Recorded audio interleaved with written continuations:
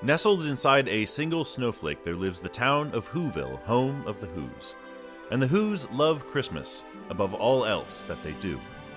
But high in the mountains above this small town lives the Grinch who hates Christmas, staring ever down. With his trusty dog Max, the Grinch decides now the thing to do next is stop Christmas from coming. But how? I mean, in what way? Proud of you. I'm proud of myself. We got through it. The audience will have already heard the church bells that I laid in behind it. Bing bong, bing bong. Well, good, because I guess I'll start off on this movie. I love this movie. I love the original cartoon.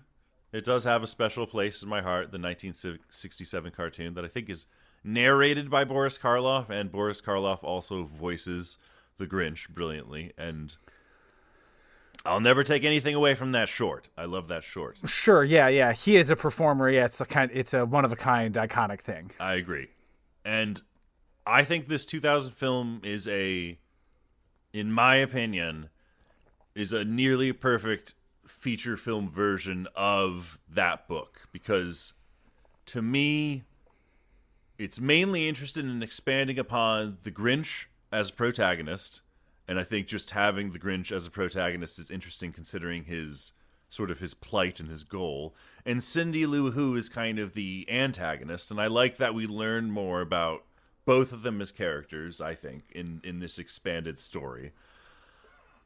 It's possible this could have been an only okay movie, but I think that the performance of Jim Carrey elevates this movie to brilliance. And I actually mean that seriously. I'm either charmed or laughing at pretty much every line of dialogue he mutters, and I think that both the filmmakers and Jim Carrey are capable of bringing me to emotional places that I wouldn't expect from a movie that's so silly and manic. And on top of all that, I just think for I guess similar reasons that you love Goonies, I think that it's well deserved in its nominations for I think it's production design, set design, costumes, and it won the Oscar. Rick Baker won the Oscar for best makeup. I definitely think it's beautiful in design in that way. And if I watch Hocus Pocus every Halloween, this is quickly becoming one of those movies I watch every Christmas. Actually, I watch this movie now almost every holiday season. Basically, it's kind of a new, and both the original and this one are kind of just Christmas classics to me, I think.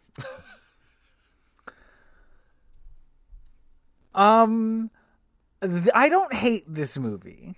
Cool.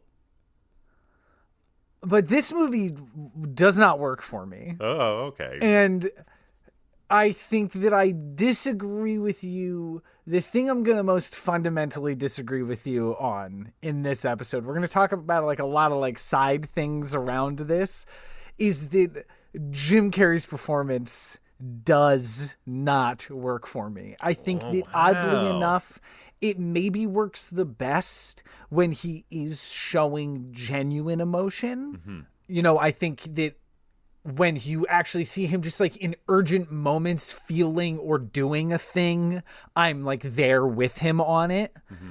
But there is so much of this movie that is just Jim Carrey assaulting me.